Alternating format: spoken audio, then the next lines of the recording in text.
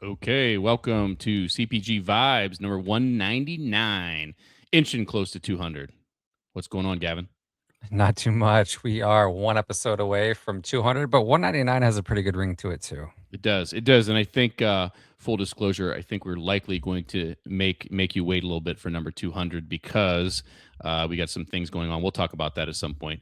But yeah, it's good to see you, and really excited to have our guest this week, Steve Black, on for his second appearance. If you missed the first one, you have to go back and listen to it. I know I've known Steve personally for I don't want to guess how many years, but years, and I've had the pleasure of working underneath him and witnessing his leadership firsthand, and that's what we're going to get to talk about today. We're going to bring him in a minute. Gavin, what anything else before we get to Steve? No, I think just in the industry, I know last week was the big week for some acquisitions. Grooms, that was a big one. So what 300 million in sales in less than 3 years, or roughly 3 1.2 years. billion or something like that? Yeah, fat one from Unilever, Yeah, I believe. yeah, So, crazy. still a lot of money's being thrown around.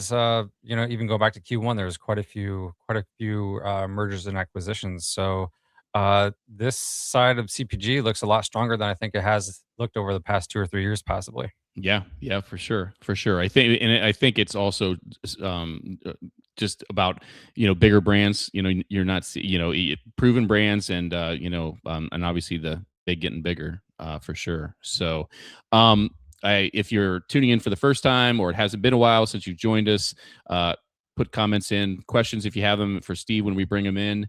Uh, Give us a thumbs up, all that good stuff. If you want to see past episodes, you can go to Apple Podcasts, you can go to Spotify, you can go to YouTube. And if you do that, please rate us, leave a comment, 5 stars, whatever it is, subscribe. I don't know, whatever the kids do these days. Yeah, I think that's all the old business we have to take care of, unless I miss Yeah, something. let's bring Steve on. Let's talk leadership. This is going to be Right. a fun one. All right, let's do it. Steve, welcome. How are you, my friend? Hey, good afternoon. It's just over afternoon here in Colorado, and I mentioned earlier we woke up to 3 or 4 inches of snow on the ground, and so it's back to wintertime here. Back to wintertime. We were talking a little bit before we got started, and here in the Carolinas, it's Gavin and I are about an hour, not quite hour and a half apart, and it's pushing what, low 80s today, Gavin, for you. I think I'm at about 90 right now. Yeah, it's a little hot A outside. little sultry. It's a little sultry, but Yeah. I want to give Steve a minute to real quick to again. I'm guessing some people that are going to be here today have been here last time, but Steve, if you would just give a quick introduction to yourself, and we'll go from there. Well, I appreciate that. I've been semi-retired from full-time grocery business for going on 4 years now, and launched my own coaching and leadership uh, business here out of Colorado, and I got a huge client list across the country. Because what I've really enjoyed is people in the industry are so hungry to learn how to be better leaders, and they love hearing from somebody in the industry, not somebody that has a theory. Because as you know, you guys have read my book and been through my master class. I mean, it's not theory; it's real life stuff, and it's truly changing companies. And Greg Rush at Houchins was the first one that called it the movement, and I think I mentioned that on my last podcast here. But they've really enjoyed rolling it out, bringing the teams together with just the 5 expected behaviors. This is how we're going to treat each other. This is how I'm going to act. This is how I'd like for you to act if you're on my team. And as we talked about, these rules work at home. If you're raising kids and in any kind of relationship at home, it works pretty good at home. And once you commit to it and wear the wristband, which I know you have yours on, Wade, I saw there. Once you make that commitment, I mean, you're in, and you really want to be held accountable, to those behaviors, and it just evens the playing field. And I'm having a lot of fun with that, and a lot of business lessons I'm able to teach and share with people between my experience in the natural, organic, specialty space and conventional world, and different parts of the country, because there's no state that's the same, and there's no region really that's the same. But the thing that is the same is we're in the people business, and we have to treat people like they deserve to be treated. And that's one of the things we talk about at the Maxwell companies, is every person deserves to be led well. And that's what, to me, the big challenge for anybody in a leadership role is if you don't know how to be a good leader, get hungry and learn how to be, because you can learn it. John Maxwell always says, we weren't born leaders. We had to learn. We were born with personality traits, but most of us weren't born. I know I was a 21-year-old store director. Oh my, I don't even like to think so many of the bad decisions and mistakes I made as a young store director. But you learn sometimes the hard way, sometimes the easy way. But the main thing is you got to be learning. And leadership is a journey. It's not a checkbox. Reading a book, you got to do more than read a book. And as you know, that's why I developed my online masterclass, so people could go through it and digest it one chapter at a time. And that's what we talk about in the Maxwell companies is you learn a little, then do a little, then learn a little, then do a little. And that's how you grow. And it's fun to take people along for the ride. Right. Another big quote of his that I love is if you think you're leading people and you turn around and look behind you and there's nobody there, you've just taken a walk. So I love that. I love that. Steve, I was gonna say, Gavin, I think you wanted to start things off. No, I think Steve, just give everybody the 5 rules, and then from there I'll start probing you with some questions. Okay, they're pretty easy. I can do it kind of in an elevator tone, elevator type time frame. But rule number 1 is just do your job. We all need to do our jobs, and I think we all, when we think back over our careers, if everybody that we worked with and for and beside would just do their jobs, everything just goes so much better. And and that's critical to the industry. Obviously, whether you're a CPG brand or you're retailer or you're wholesaler, if everybody just do their job, and if you don't know what your job is, you got to ask. I know myself as a young assistant manager, there was a lot of things about my job I didn't know, but I was always asking questions. I'd walk up in the office and ask the bookkeeper what she was doing, and have her explain to me what she was doing. And before long, when she had a problem, she'd call me to come help her, so, but rule number 1 is really just do your job. Don't worry about everybody else's job. Just commit to doing your job and learning everything you can about your job. And rule number 2 is be kind.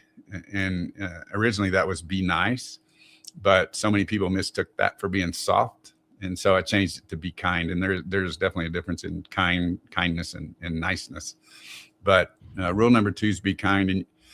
And I will tell you that I think of the 5 rules, that's the one that's resonated most with people since we've launched this across the country.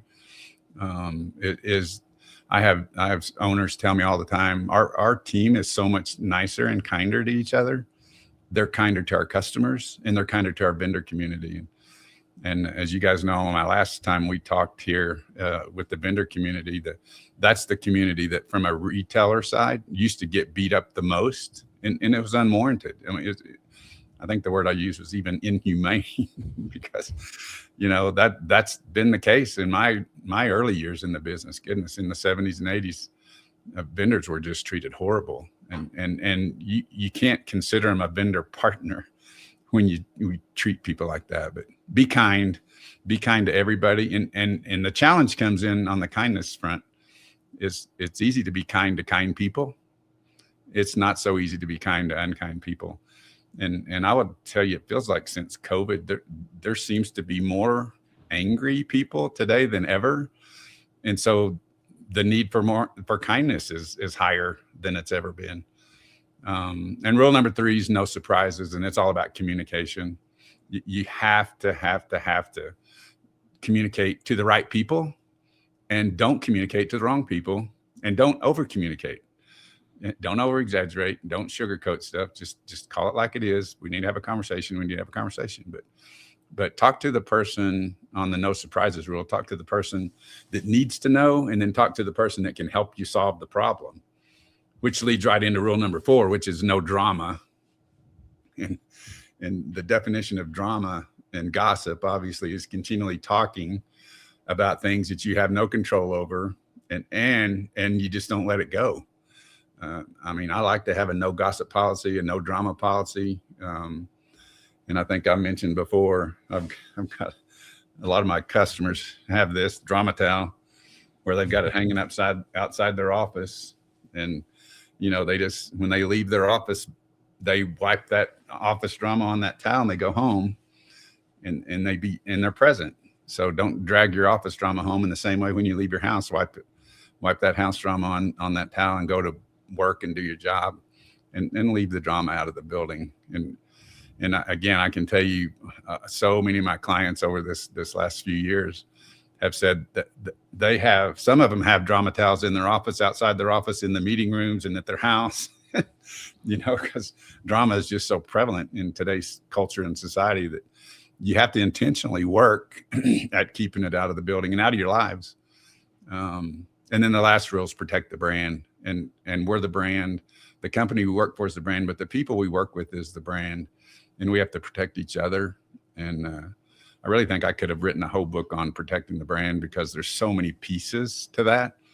And that may actually happen, but because I now am at the place after this first book launch and the master class and getting it out across the country, I'm getting questions for when's your second book coming out. So I need to work on that. So yeah, I know. I think we talked about this last time, but the vendor community, it always gets the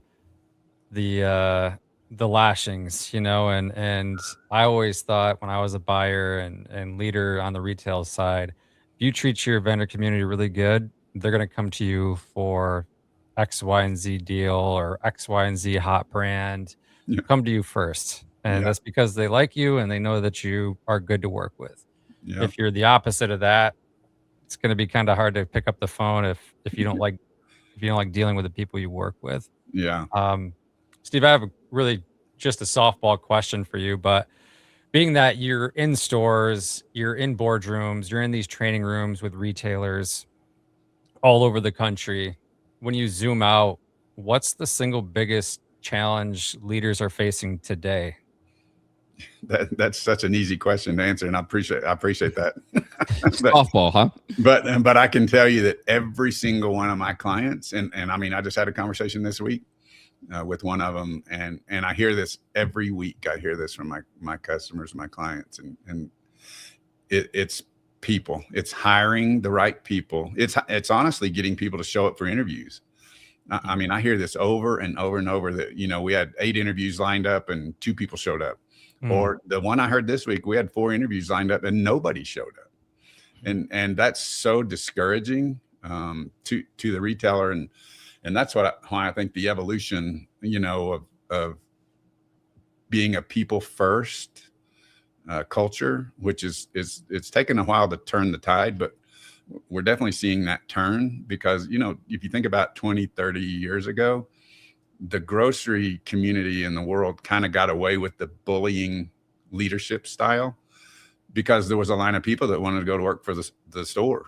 So you didn't have to be real polished in your style. You didn't have to be real human.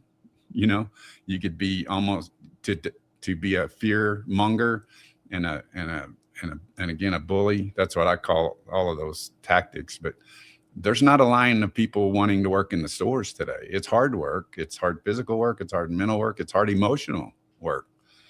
And, I think that's why today, and I think the generations, we talked about that just a little bit, the 5 generations that are working in the workplace today, from the younger group, there's zero tolerance for that kind of behavior. Mm-hmm. And that's why I think the 5 rules has, again, resonated with so many of my clients, is because they're like, we have to figure something out and we need to do it quickly. And so again, if you go through my book, there's 30 lessons, there's 5 rules, but there's 5 life lessons under each rule on how to live that rule or bring it to life better. But if we don't get better at leadership skills, and live what we say we stand for. Had a conversation with a guy this week that was so discouraged with his company that he works for, because now that he's been there a while, kind of got a peek behind the curtain, and he's like, they don't live what they say they live. And I would tell you, if there was a biggest thing that most companies could overcome, is to make sure everybody in your organization is walking the talk. because as soon as you get the hypocrisy of especially if it's a high leader in an organization that doesn't walk the talk, but yet when they you mentioned getting in a boardroom, man, they say all the right things in the boardroom. That isn't what's critical from a leadership standpoint. What do you say when you're walking a store with somebody, or you're walking through the back room of a store with somebody? How do you talk to them then? Or do you completely change personalities, which I've seen throughout my career is multiple personality people that, man, they could turn it on when they needed to, and they could turn it off. And then you got to see the real leader that you were dealing with. And then, like I've said before, then you got a decision to make. Am I going to stick around and be part of this or not? So, yeah, I think that's sorry, Wade. I think that's really interesting because I know in my career I've seen that happen where you get a peek behind the tent and it's a 180, and then you start fighting yourself. It's just like, do I want to continue to work for someone like this who treats people like that, makes people cry, actually enjoys making, like, you get the ick, as I think the Gen Z would say it today, which kind of leads me to the next question, which is the struggle hiring the Gen Z workforce, or is it the tail end millennial? I know me being a millennial, I just go back like almost 20 years at this point. And I remember when we were entering the workforce, we had the millennials had the reputation from the baby boomers and the, more seasoned leaders. I feel like the Gen Z are getting that a little bit too, but maybe it's more warranted. Yeah, well, and I think I did mention this. Ryan Leake wrote a book on how to get along with complicated people. And in that book, he talks about the generations getting along with each other, because every generation frustrates the other generation. The baby boomers, the Gen Zs, Gen Ys. I mean, everybody that's coming up. My grandkids are in the 16 to 19 year range today, and so it's really interesting to talk to them. And you have to talk to them in a way that baby boomers didn't talk to each other. They won't stick around. You just can't have those kind of conversations with them. And I don't blame them. They never were right. Mm-hmm. But I also think that they're the future of all of our businesses. So it's our responsibility, regardless of how we feel. It's our responsibility to learn what's important to them and lead them that way. Because one of the exercises I do in my practice is I have a values exercise, and out of 38 values, you go through and you separate them into 3 buckets, and you say, this is really me, this is kind of me, and this isn't really me. And then you get down to your top 10 values, and then you get your top 5, and then you print it out and you put it on your wall. And every time you make a decision, you kind of look over at your top 5 values and see if your decision, what you think your decision is going to be, aligns with those 5 values. And if they don't, then you need to back up, do a little more research, and think about it. But the beauty of everybody's 5 values being on their office wall is I need to lead my people based on their values, not mine, theirs. So if I walk into your office, Wade, and you got your 5 values on your wall, and then I'm going to talk to you in a way that's your top 5 values. And I'll give you an example. If one of your top 5 values is be a perfectionist, and I go to you and say, hey, I need you to do this project. Don't worry about just get it close. Well, I just turned you upside down. So if being a perfectionist is important to you, I come to you, Wade, with what I would like you to do. And I say, you take as long as time as you need to get this. And then when you've got it, bring it back to me. That's how you use that. And if, I could go over lots of examples, but the main point is I need to lead you by your values that are important to you. And again, not try to force my values on you. And I think that's part of the disconnect between the baby boomers and the different generations. There's 5 in the workplace today, but I think because of the way we grew up, we were forced to carry the values of our leaders, or we had to make a decision whether we wanted to work there. Well, there's an in-between, I can have my values and I don't have to agree with your values, but I still have to respect your values. And that's the key word is I think it's all about respect. If it's important to you, it's important to me. Right. And you know what? If it's not important to you, maybe I can coach you to understand why it needs to be important to you, but I can't demand that you adopt my values because none of us are raised the same. We're not raised in the same family structure. We're not raised in the same, cultural, different diversities of families, and we're not all raised the same way. So to expect everybody to be 100% aligned on values, 100% aligned on behaviors is ridiculous, quite frankly. Right.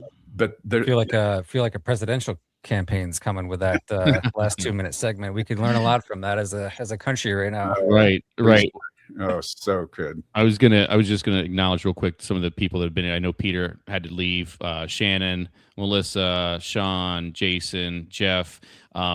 If you're just joining us, we have Steve Black with us, the author of the 5 Rules and certainly a mentor of mine. We touched on a couple of things there that I wanted to go back to. I talked to somebody this week about a corporate person, and we're talking about retail stores here. And so a corporate person came into the store, no name tag, and that's fine. You don't have to wear a name tag, but I know how you feel about that, Steve. And so came into the store, and it's obvious it's a corporate person, arms crossed, looking at the department, kind of looking around, no eye contact with the employee, no look in the eye, shake hands. And this happened to be a produce department. And this person the clerk didn't know. This person went over, picked up, I believe it was strawberry, something, and handed them over to this person who, again, hadn't been introduced, didn't know who the person was, said, these have some molds in it. It's okay, and so right. I mean, if you were coaching that person, Steve, you came up behind this person, and this person, you saw that happen, what would your reaction be? Well, who am I coaching? The person that's standing there with the arms crossed from corporate. That hey, coach both of them.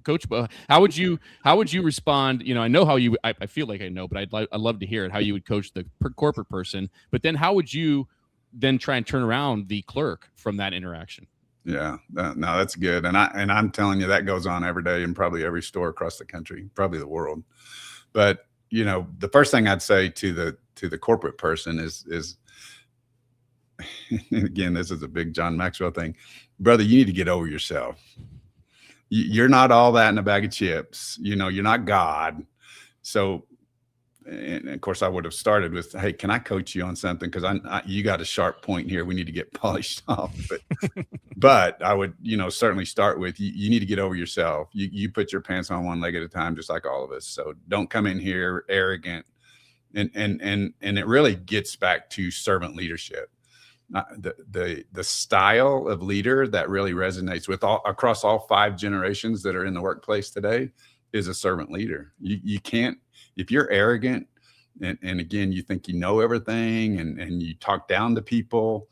And that's why these younger folks, they're just leaving the building. If that would be a younger person, and it probably was working produce, I'm surprised they didn't just take their smock off and leave the building. When you get treated that way, it's like, well, first of all, and I would also coach that person to always treat somebody like you would want one of your family members treated. I've always coached to that. To talk to them like you'd want your daughter or your son talk to, or your wife or your husband or your partner. Because usually I tell people in my coaching practice, if you'll just treat people like you want your personal family members treated, you're not going to be too far from center. And again, I guess I could talk a long time about what I'd coach that person, but one, you need to be wearing a name tag. You need to introduce yourself and walk in with some humility. And he could have called that person over to those strawberries and said, "I know you've been busy. I know you probably just got the truck out and you've got other things you need to work on, but you want to always kind of walk around the department and spot with customer vision what you might need to pull from the rack, because you don't want that reputation of, well, I wanted some strawberries, but there was a bunch of molded ones, so I couldn't even find any good ones." So, it could have been handled that way instead of the arrogant way that person, did did deal with it. So that would be my coaching to that person. And if you could say something to that clerk after that interaction, what would you say? Yeah. Well, I'd probably have to do, and I've had to do this a lot over my career. I apologize for a boss that just came through and kind of left a wake of dead bodies. So I'd say, you know what, he didn't treat you the way you should have been treated. But now I'm gonna tell you the why behind that he did that. Because anybody can walk in any store and pull stuff off any produce rack, meat department, anywhere that probably shouldn't be there. But when you got 25, 30,000 items out in a store, it's hard for everything in the store to be grand opening ready. And it's just been put on the shelf that day. So, the learning for that person would be, and I always taught my produce folks this, you want to do a good call in the morning to catch those kind of things. So they probably didn't do that. So they might want to start doing just a quick grab your bucket, grab your cart, and slowly walk through the department and look for things like that. That are just hideous, and they need to be pulled. So that would be the learning for that person that I would share. Excellent. Gavin, I see you chomping at the bit. No, I mean, this just gets my retail brain turning because, I've been out. I mean, Wade and I have been out of the space for a hot minute, so it's good to talk about all these things. Following up just on leadership and AI. I mean, AI has taken over so much day to day throughout, I think, every single industry at this point. What are your leaders telling you about AI in the workplace in retail? Well, one is it's here to stay. AI is not going anywhere. And in the way I view AI, it was back in my early years, and you guys are too young to probably remember this, but we had World Book encyclopedias. Well, I remember that. I'm not that young. And when you did research on something, you had to go pull out the encyclopedias, and you may have to do some dictionary work, and you'd have to pull out paper books because the internet obviously didn't even exist. And you could get the job done, but you just couldn't get it done very quickly. And Google changed all that, because obviously then you can do Google searches, and you can find a lot of information quickly and put it together quickly. And then AI just takes it to a whole nother level, because AI goes out and does all the research for you and presents it in a way that makes logical sense. And then you have to determine, what pieces and parts of that you want to use, or just maybe gives you the framework that you want to have. But I can tell you several companies are using AI for financial reviews. You can take a P&L, you can take P&L data. And I just recently did this for one of my clients. I got dumped this whole giant garbage bag full of data. And I'm like, oh my gosh, it would take me 2 or 3 weeks to put together just an executive summary of what all that data said.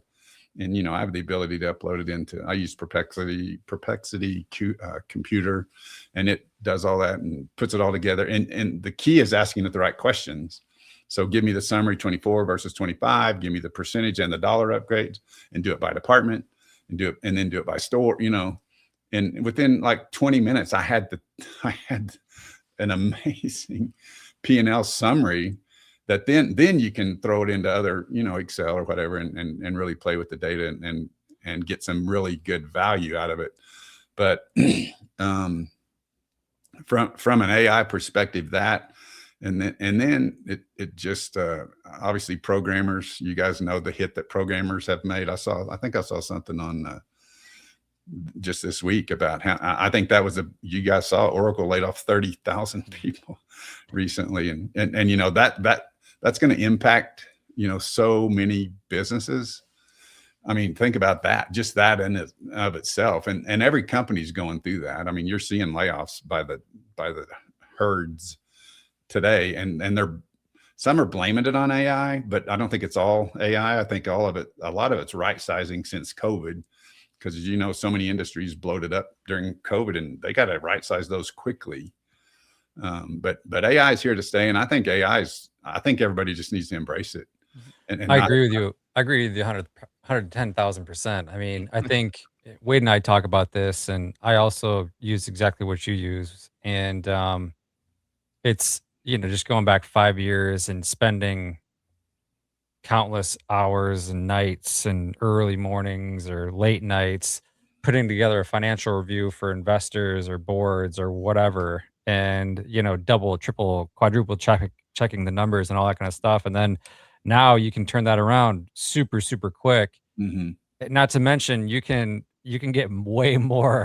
more out of it. Yeah. And it's such a time. So for anybody like in I think on the brand side, I think everybody needs to embrace it, because if you get good at it, it makes you look incredibly good Yeah. to whoever you report to, or makes your company so much better because you're fixing problems that either could have existed or existed, Right. and you're fixing future problems before they even become problems, Yeah.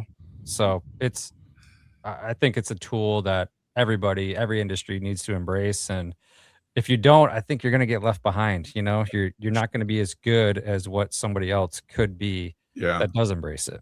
Yeah. Well, and I think if there was a concern about that, everybody's seen the AI that has me saying something I would never say.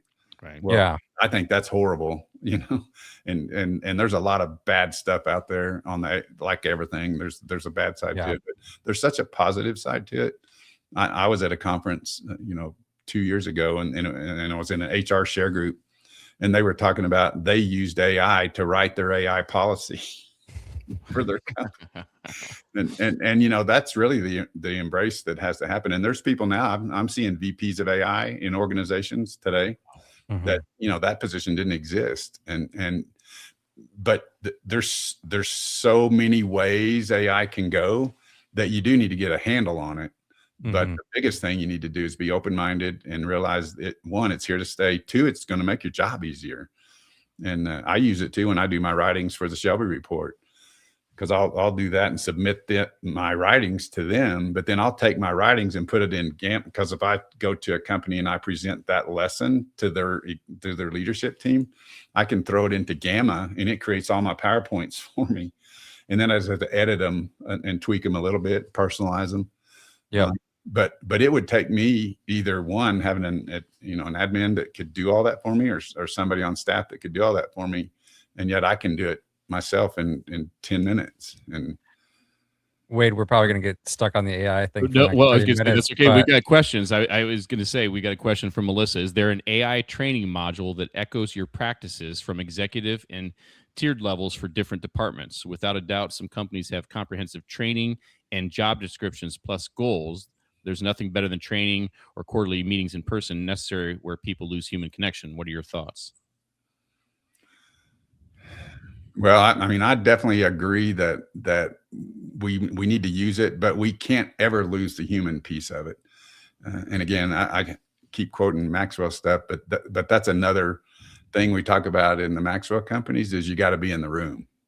You can get on Zoom calls and you can do, obviously, podcasts. I told you guys I'm launching a podcast at the end of the month, but you need to do podcasts. You need to be able to relate to people where they're at, but you also got to bring people together and get them in the room. Right. And that truly is where the magic happens.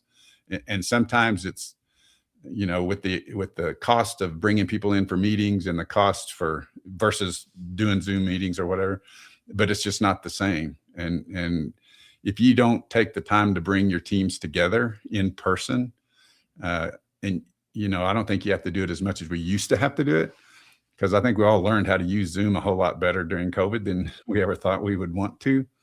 But there's an efficiency level there, that just makes sense. It makes P&L sense to do that. But yeah, I think if you stop gathering people together in person, you'll wake up 5-10 years from now and go, what happened? We lost our personality. We don't care. We don't we don't care. have personality. We don't have a personality. We're just cold, calculated, Zoom attendees. Right. Right. Yeah. You just got to be in the room. So Jeff brings up a pretty good point here. So what's interesting is that the entry level positions are being replaced by AI. In 5 and 10 years, there will be no talent to fill those mid level roles. We're building a failed system by ignoring training and entry level opportunities. uh, I definitely understand that concern, and would agree that we have to learn where AI's place is in our organization, and it can be there, but it doesn't have to be the dominating part of our business. It should be an assisting part of our business, not running our business. And that's a concern too, obviously, is that, from the the young folks, if those positions are being replaced, and we know that programmers, marketing, there's a lot of marketing teams that have been whittled down through AI. I think I shared this before, but Coca-Cola last Christmas holiday season used AI to create their holiday commercials and save the company like $120 million. Well, that 120 million they saved came from somewhere. Right. It came from some marketing firm that didn't get to do, their, and so there's going to be that ripple effect that takes place across all industries. And I think the sooner the leadership of those organizations accept AI and where it's going to be, and don't bash it, don't run from it, but embrace it, and just, but make sure everybody understands what its place is. And its place is to assist the human side of the business and the decision-making side of the business. It's not to take it over.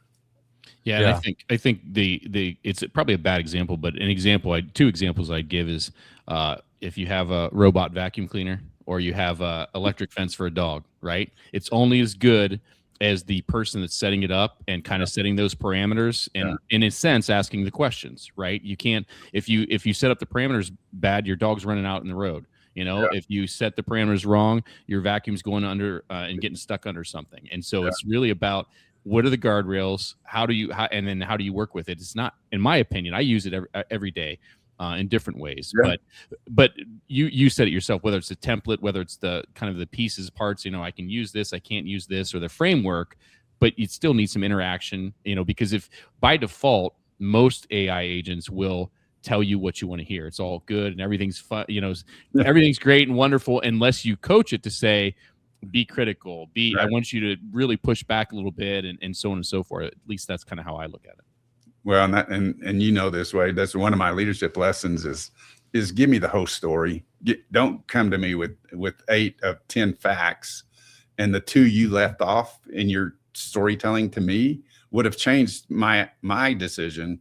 And that's the way I feel about AI. It gives you all of the facts. I mean, it gives you more than you could ever even wrap your arms around. But it's not going to leave out any critical data. And as you guys know, AI has changed so much just in the last year. I mean, what's it going to be like in a year or 2 years from just a learning and getting better? And then the key too is you got to ask the right questions, because I've jumped in it and typed what I thought anybody should understand and then got a result that's like, that's not even close to what I'm looking for. Right. And so I've had to rewrite stuff before, but man, I've embraced it. Just, you have to embrace all technology that comes our way. As you know, that's one of my 3 great separators, is you have to embrace technology. And you don't want to be one of those people. In my early years, it was like, we don't need those computers to run our company. You don't need them, but they sure help. They sure do help. Jeff had a pretty good comment earlier, and the gist of it was, some great workers are not equipped to handle a management role. And I'd like you to just speak on that a little bit, and how you would frame that to other leaders, or what that would result in. I agree 1,000% with you, Jeff, that there's some people that they're not wired to be in a leadership role, and that could be fault of their own, or that could be the fault they've never been exposed to good leadership. Because if you've never really worked for good leadership trained and knowledgeable people, sometimes it's hard to even think about it. It's kind of like the old adage of, so many people repeat the sins of their father or sins of their mother, and they act just like their mother, act just like their father, and they were terrible. Well, if you have terrible leaders, and that's your model, and that's what you think leadership is all about, and you get that somebody waves the magic wand and you get the leadership suit on, but man, you don't have a clue on how to be a leader. Again, unless you're people focused, and you're always learning how to be a better leader, and accepting the world as it's changing before our very eyes. But some people don't have the personality to be a leader. One of my big lessons on leadership and store directors I talk specifically about is you have to have charisma and presence if you want to be a leader. Who wants to follow a leader that, one, has no personality? They can't even communicate well. They don't even speak well. And I don't mean that. There's people that aren't built to be a leader, and that's okay. But it's how long are we going to put up with that? So as myself as a leader, president of a company or chief operating officer, I have to recognize when somebody doesn't have the personality, the talent to be a leader, and I've got to get them out of that role. Now I may be able to develop them over time, but chances are if it's a personality disorder, and that's what I call so much of this, because you never know who you're going to deal with, multiple personalities. And so if you have multiple personality disorder, you're not going to be a very good leader, because what people need more than anything in a leader is consistency. And you're the same. Every time I talk to you, you're the same guy. You're the same lady. You're the same guy. I'm never like, oh my God, who are you? and that's the kind of leadership that throws people into a tailspin. Steve, how fast can you recognize that? Well, I can recognize it pretty fast because I've seen it a lot. And I can tell you the number one thing is when you hear conflicting, total opposite type stories about the same individual, you better start digging, because you've got that multiple personality leader on your team. And believe me, people are dying to tell somebody about the bad behavior. And you just have to give them the opportunity to do that by asking the right questions. And you don't have to go in for a direct hit, like, how's Wade doing? Is Wade being good to you? No, you can just say, well, oh, you and Wade spent some time together. How'd that go? You can ask the questions in so many different forms.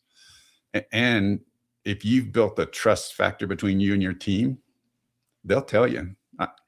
I've had that my whole career, because I've had people tell me stuff. I'm like, oh my God, I can't believe you're telling me this, but thank you. and I will take care of this, because that's not right. I've also had to find out the hard way. Sometimes I don't get the whole story from that person, and I've got to go. I've got to be careful that I got to kind of almost tiptoe into a conversation with somebody that I've heard something really bad about to confirm that that's really what happened. Yeah. We did have another question on AI. Who in what role decides the AI change, and who advocates for the company or vendor producer? Marketing and sales are disconnected sometimes with different goals. Well, I think it needs to be a team decision. And I feel that way about every decision in an organization. I don't think you should have any dictatorship type leadership groups. And I think everybody needs to get to, I was talking to a recent client of mine, and it was a family-owned business, and this new leader had came in, and he was trying to create collaboration among the leadership team, and they couldn't wrap their brains around it, because it had been a family-owned business that when the grandpa founded the business and the dad took over the business, they always just did whatever they said to do, and without question. Go do this. Well, I need this, and we need these margins, or we need these sales. We need this labor number. Where did you get that number? Well, that's because they own the company, and it's always been that way. Well, I want to get everybody around. I want to get the right people around the table, and I want to put the topic in the middle of the table, and I want everybody to throw their titles on the floor. And now let's talk through this. Let's come up with a solution. And we don't leave the room till we all agree that's what we need to do. And we may have to table the decision and go do some homework and come back. But when decisions are made in a vacuum, or because I said so, it just never works. Who wants to be part of a controlling leadership team that just tells you what to do and expects no conversation to take place? Right. I don't want to be part of that, because it's like, and I've done this before, because I've worked for people like that. When they come to me and tell me they want to do something, I will usually ask this question: is this up for discussion, or are you just telling me I need to go do this? Are you asking, or are you telling? Right. Because if you're telling me, I'll go do it. I may not. I got some problems with it, but if you're telling me to go do this, then yes, sir, I'll go do it. but that's no fun. I usually will get, well, yeah, no, let's talk about it, because they know I got something that I'm wanting to bring up to talk about. And I'm not always right either, but maybe I want to just talk through it because I don't understand it, or I don't think it makes sense. Kind of like the guy with the produce clerk. We definitely need to have some conversations there, but lots and lots of decisions are made every day. And That kind of feels like this comment right here, right? Going back to the produce one, I was going to segue back to it anyways, but you know, the saying, a shitty leader treats you like they matter, and a great leader treats you like you matter. And in that situation, going back to that, um, the leader mattered, the produce clerk didn't. right. Yeah. No, I agree 100% with that, Brianna. Yeah. And it's all about, again, that's why my whole mantra is we're in the people business. We just happen to sell groceries. And I think, again, I mentioned this last time, Simon Sinek, 100% of your customers are people, 100% of your employees are people, 100% of your ownership team is people. So why you wouldn't become an expert on people is just beyond comprehension. Right. Yeah, I think that's fascinating. The more that I think about like all these generations, again, like when I entered the workforce as a millennial, you're being called the young whippersnapper by the baby boomers and things like that, and you don't necessarily understand it, but at the end of the day, like everybody kind of figures it out. Like marketing figures it out. Marketing figures out how to market to millennials. Yeah. They're doing it right now. Leadership might drag a little bit, but leadership will figure it out. I mean, they'll be forced to, right? Yeah. Like there is no alternative. So if things have to bend and not break to lead Gen Z better or lead millennials better, lead whoever better, it'll happen. And then, times will change. It's kind of like going back to, Indiana Jones being rated G. And like today, if that movie was created, it'd be like PG-13. Yeah.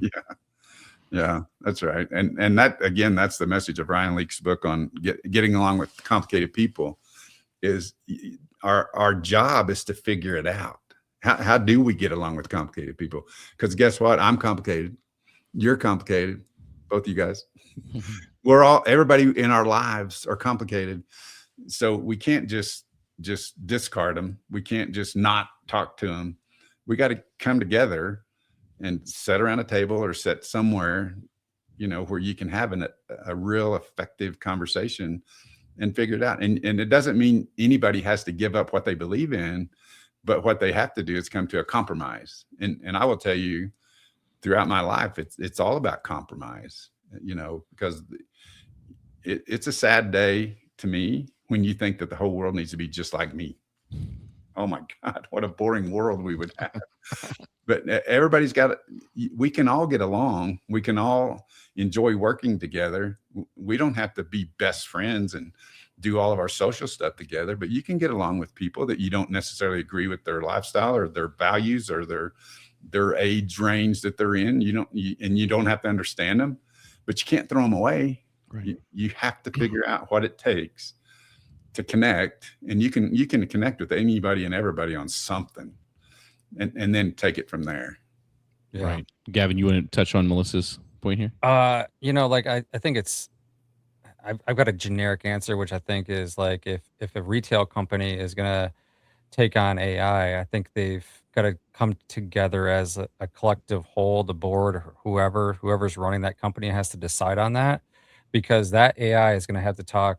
And again, I'm going back to my retail days, but like it would be so cool to use Claude to use grocery and operations and finance and loop in all those different programs into one.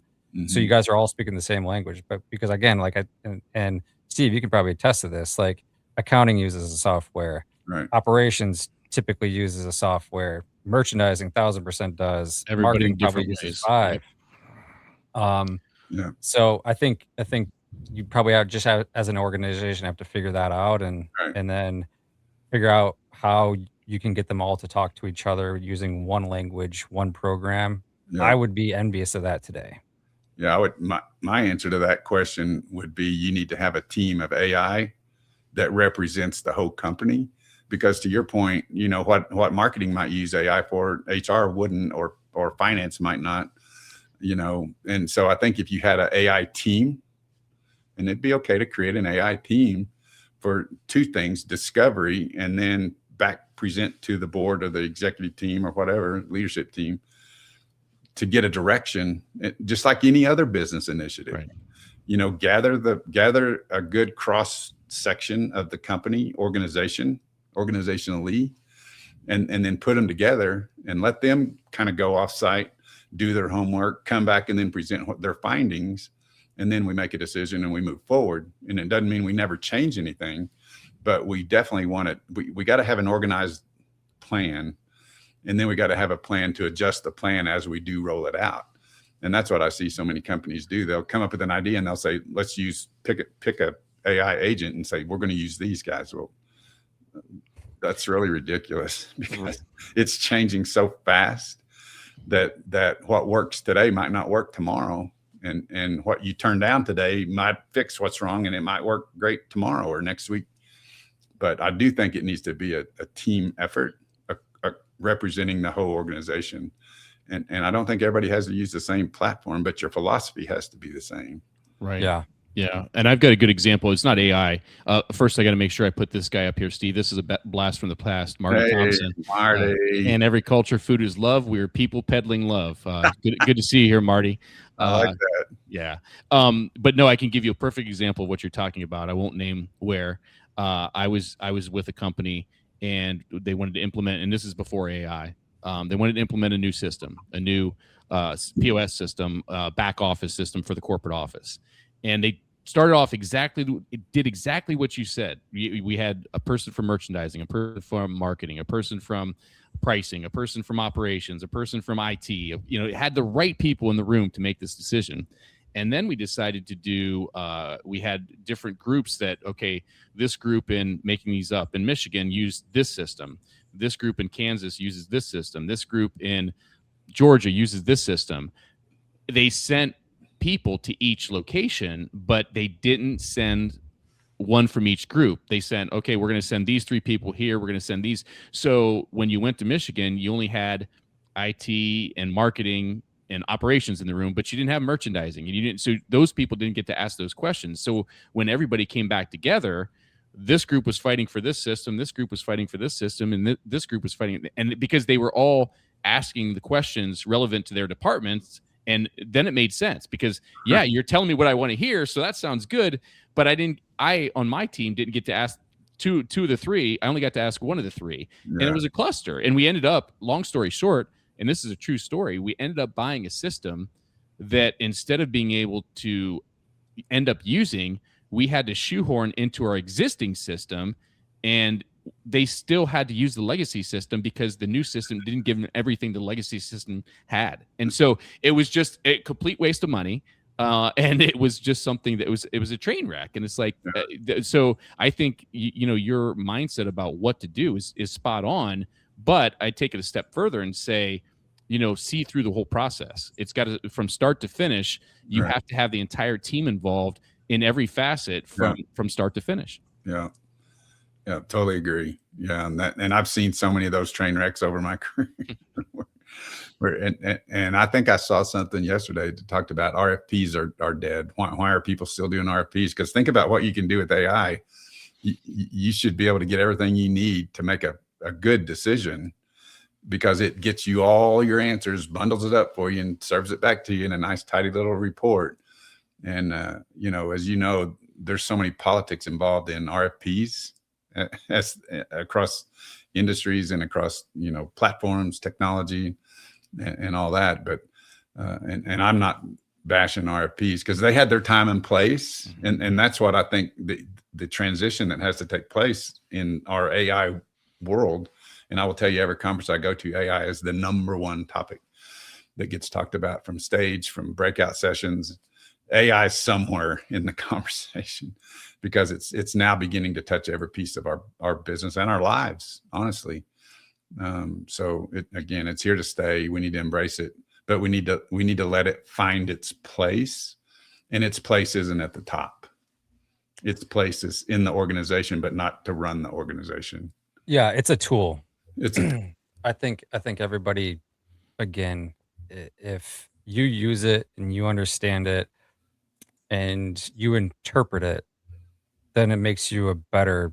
It right. should make you better at your job. It should be it should be able to help you as a leader. All those things. Yeah. Um, if you just look at bullet points on whatever it craps out to you, Right. you I would really caution people on that.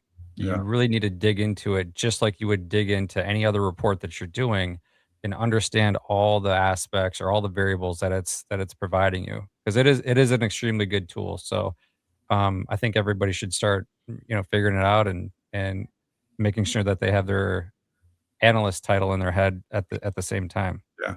And I think a lot of people are just going to need to get that lose their jobs because of AI just need to get retrained in the AI spectrum to use their knowledge and experience to help write better questions and or produce better AI results.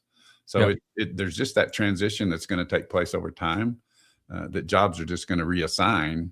All jobs aren't going to go away. They are going to change, but that's always been the case.